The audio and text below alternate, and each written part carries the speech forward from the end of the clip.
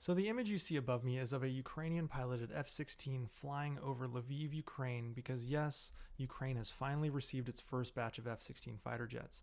Now the arrival of F-16s was also confirmed by the US. The delivery of these jets comes after months of pressure from Kyiv and debates within the Biden administration where officials feared that providing F-16s to Ukraine could escalate tensions between Russia and the US. Now the US has also been training Ukrainian pilots on how to fly the jets and has already graduated the first group of pilots on its operation. While the exact number of jets delivered has not been specified, it was reported that the first batch was quote-unquote small.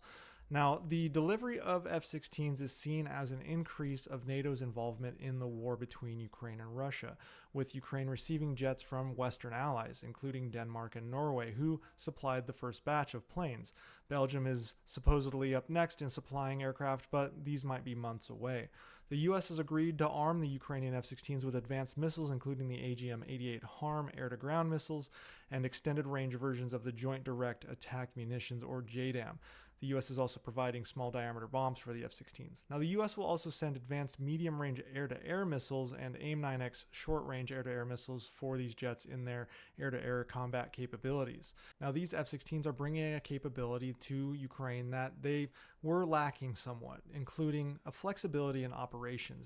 The F-16 is a multi-role fighter that can perform both air-to-air and air-to-ground missions, giving Ukraine flexibility in how it deploys these jets in its defense against Russia.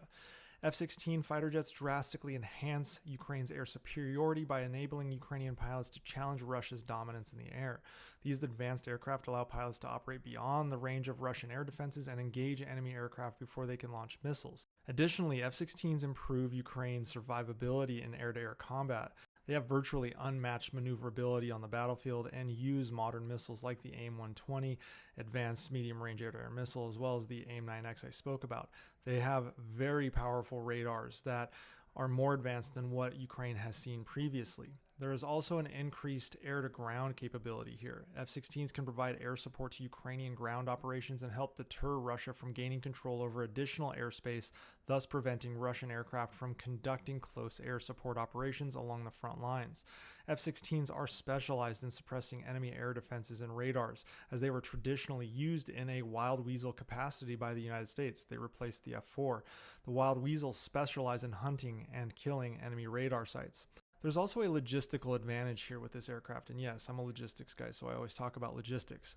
The F-16 is one of the most popular combat aircraft worldwide, with well-established logistics trails from multiple allied nations and a good number of spare parts available, which can help keep the jets combat capable.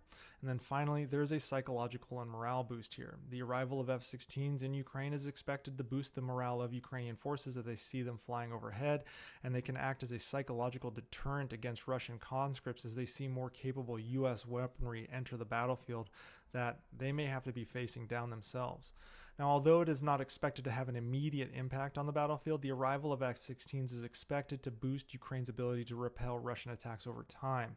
That being said, these aircraft, while extremely capable, are still fourth-generation aircraft. They aren't going to be the end-all be-all and aren't going to win the war.